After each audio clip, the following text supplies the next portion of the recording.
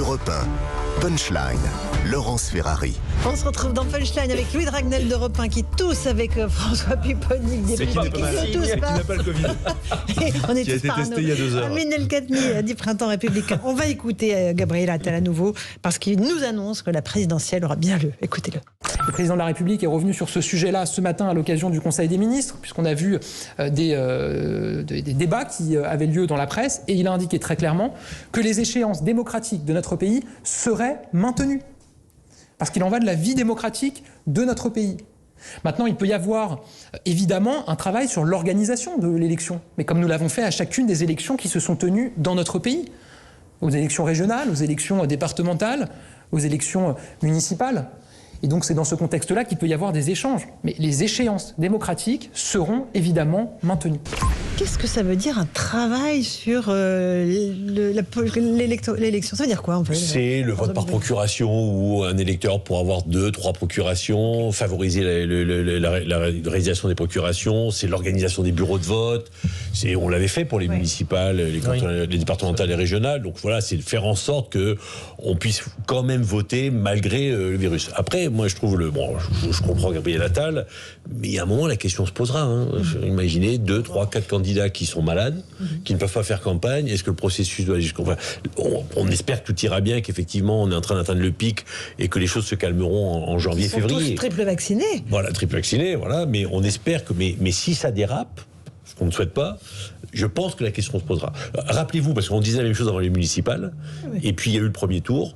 Et puis après le premier tour, il y a eu beaucoup de dégâts avec le premier tour qui s'est tenu. Des gens qui sont décédés, des gens qui sont gravement malades. Et donc la question se posera. Amin El Khatmi. À la différence, peut-être petite différence notable, mais différence quand même, c'est qu'à l'époque, on n'était absolument pas équipés. Au moment, c'est-à-dire que le premier tour de l'élection coïncidait quasiment avec le premier confinement coïncidait avec le premier tour de l'élection. Et pour le coup, à l'époque, il n'y avait pas de masque.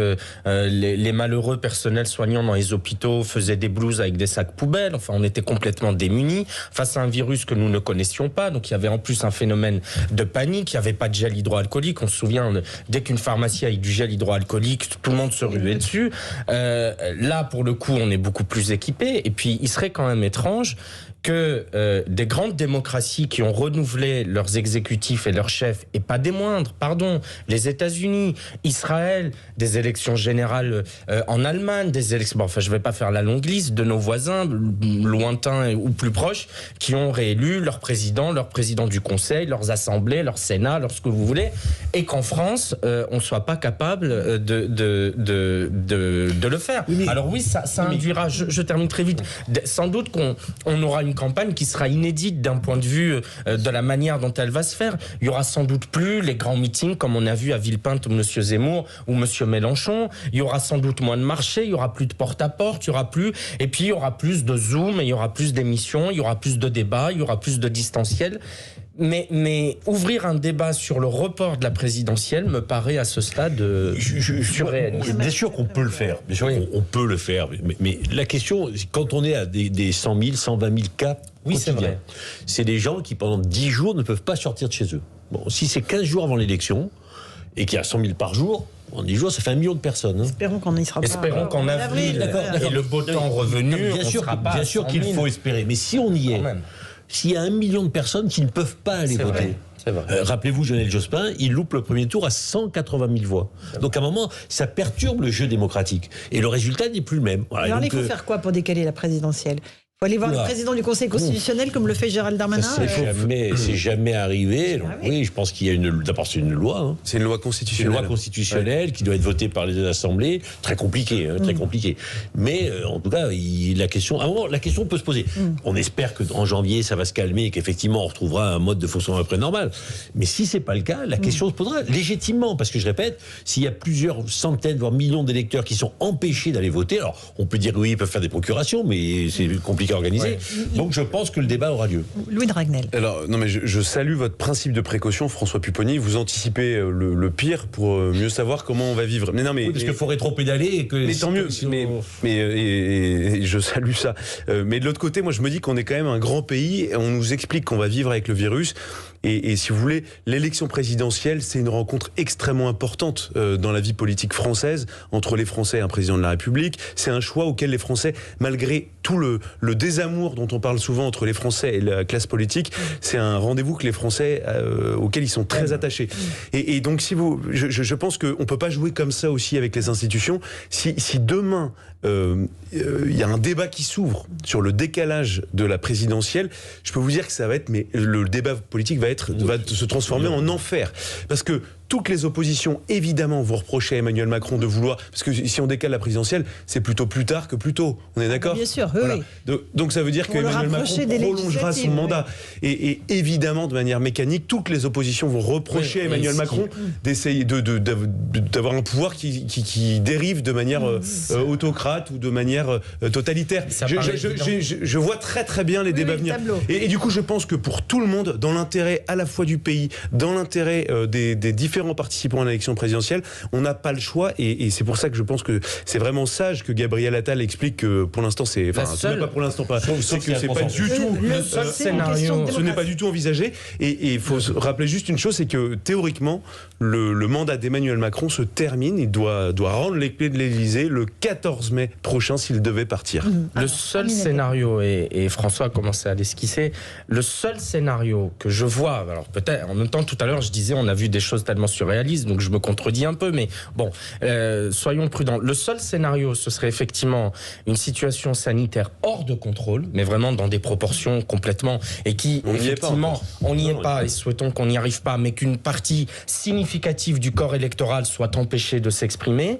Et la deuxième condition absolue, c'est qu'il y ait un consensus politique, parce que de ceux qui auront leurs 500 signatures, parce que si Madame Le Pen, Monsieur Zemmour, Madame Pécresse, qui représentent, alors ce ne sont que des sondages, mais quand même, ils disent quelque chose, entre 40 et 45% du corps électoral disent il n'en est pas question, le président ne pourra pas aller contre. Sur la question des parrainages, je vous laisse soulever. Éric Zemmour en parle beaucoup en ce moment. Il dit qu'il n'en a pas assez, il en a que 300. Est-ce que, encore une fois, tous les candidats sans promesse en plus, pas des 300, ça ne veut pas forcément dire 300 signatures fermes. Est-ce que c'est pas un coup qu'on nous fait à chaque fois, François Pupponi, à chaque élection, le candidat des extrêmes nous dit je n'y arriverai pas, c'est antidémocratique. Et puis à la fin, comme par hasard, ils les ont parce que certains passent des coups de fil en disant allez-y, donnez-leur. Bon. Et là, il y aura des coups de fil pour Éric Zemmour ? Ça paraît évident. Oui, je pense qu'il y a quelques candidats qui ont intérêt à ce qu'il soit là. Lesquels, selon vous ? Mais il l'a dit lui-même. Ceux qui veulent être au deuxième tour contre Emmanuel Macron et qui n'ont pas envie que ce soit Marine Le Pen. Voilà. Il l'a dit lui-même. Donc certains vont peut-être favoriser la candidature de Zemmour pour empêcher Marine Le Pen d'être au deuxième tour en espérant être devant. Bon, le calcul, il est simple. Il y en a chez Valérie Pécresse qui savent très bien faire ça, se passer des coups de fil pour... Éric Zemmour l'a dit lui-même, d'ailleurs, puisqu'il a lancé un appel aux maires de droite en disant mais attendez, moi ma candidature elle fait baisser le ticket d'entrée. Il dit avant que je n'arrive, le débat se situait à 25-26 entre Madame Le Pen et Monsieur Macron, et le troisième était à 10 points. J'ai tout fait baisser à 17, donc maintenant celui qui est à 16-17 peut espérer se qualifier. Et donc effectivement on peut imaginer, est-ce qu'il y a autant de cynisme? J'en sais rien. Mais on peut imaginer que discrètement, comme les socialistes l'ont fait... Ça s'est fait à toutes les élections. Les socialistes l'ont fait au profit de Madame Taubira en 2002. Ça leur a coûté cher d'ailleurs. Et donner un coup de main. C'est simple, vous savez, vous avez énormément d'élus LR qui sont présidents de communautés d'agglomération, de communautés urbaines, qui ont 15, 16, 17, 20, 25 maires vice-présidents, et qui peuvent très discrètement aller glisser au maire de la petite commune de 600 habitants qui attend une belle enveloppe pour refaire le gymnase de sa ville, bien écoute, si tu es bien sympa avec nous, tu peux donner ta signature à qui on te le demande. Et donc discrètement, ça se joue comme ça. Alors, voilà. On n'est pas dans les hauteurs de la vie politique. Là, mais on est dans les tambouilles. C'est intéressant ce que vous dites, ça peut aussi se jouer dans l'exact contraire de ce que vous dites. C'est-à-dire qu'il y a beaucoup de petits maires qui précisément sont dans une communauté de communes et qui se disent que s'ils soutiennent un tel ou une telle, vont perdre des subventions, ne seront plus soutenus. Non mais moi ce qui me frappe aujourd'hui, et ça pour le coup c'est quelque chose qui c'est une vraie tendance, et les années n'arrangent rien, c'est que de plus en plus de maires sans étiquette de petites communes refusent de donner leur parrainage, précisément parce qu'ils ont peur pas de mesures de rétorsion, mais d'être mal considéré, ou alors de perdre un certain nombre d'arbitrages. Ensuite, simplement, sur Éric Zemmour, moi je pense qu'in fine, lui, il demande qu'on fasse 150 000 signatures de citoyens. Faut qu'on rende plus simple la candidature. C'est l'idée d'ailleurs de Jean-Luc Mélenchon qu'il avait déjà évoqué par le passé, mais si vous voulez, tout l'enjeu pour lui et pour tous les entre guillemets candidats nouveaux, c'est de réussir en fait à avoir le maximum de signatures, parce que pour avoir observé ça une fois à une élection présidentielle, c'est pas parce qu'une fois que vous avez les 500 que en réalité les 500, 700 800 en fait. Il en faut minimum 850 ou 900 entre les maires qui se désistent, entre les signatures qui sont pas recevables. C'est pas si simple que ça. Même si voilà, je pense qu'il aura. Et juste dernière petite chose, c'est qu'à chaque fois, à chaque élection présidentielle, on a ce débat de savoir est-ce que c'est un bon moyen, un bon mode de désignation des candidats à la présidentielle. Et moi, je trouve, en tout cas à titre personnel, que jusqu'à aujourd'hui, on n'a pas trouvé un moins mauvais système pour permettre la candidature d'un. François Pupponi. Tous les partis ont entre guillemets en stock quelques centaines de maires qui sont capables de faire, ils savent faire. Voilà, on s'est fait, ce qui est pas très noble, hein, mais en fait, c'est comme ça que ça finit à chaque fois. Et comme on le sait, il suffit de regarder à la fin la liste des maires qui sont publiés, on s'aperçoit que, comme par hasard, aujourd'hui, mais en tout cas, Zemmour, il essaye de trouver ses... Il les a pas aujourd'hui, c'est sûr. Donc après, il y a des espèces de négociations qui se mettent en place pour savoir. Mais ce sera un scandale démocratique par ailleurs. Enfin, c'est la Constitution. Non, mais d'accord, moi je le dis, et je ne peux pas être soupçonné de sympathie pour Monsieur Zemmour, mais ce serait un scandale démocratique que quelqu'un qui est à 15% dans les sondages, à 16, 17, peu importe, mais qui représente une part significative de l'électorat soit empêché de concourir, d'autant plus lorsque vous avez des candidats disons plus anecdotiques pour rester poli, qui font 1% et qui sont assurés de les avoir parce qu'ils sont tellement originaux, tellement baroques et qu'ils n'inquiètent tellement personne qu'on leur donne les signatures pour leur faire plaisir. Quelqu'un qui a 15%, ça a beau être mon adversaire politique, moi je trouverais anormal qu'il ne soit pas présent à l'élection présidentielle. Après, bon, on voudrait donner. C'est quand? C'est février? Il faut que. Non, c'est plus tard. Même un peu plus tard que ça. C'est même mars. C'est vrai d'ailleurs que ça pose un problème à Emmanuel Macron, qui doit annoncer sa candidature avant, qui doit quand même commencer à regarder aussi les signatures, même si bien sûr tout est préparé avant. Mais sûr, il a un timing quand même entre le moment où il lance sa candidature et après il faut déposer formellement le dossier. Et comme vous le disiez tout à l'heure, concrètement, il faut les signatures, il faut les récupérer.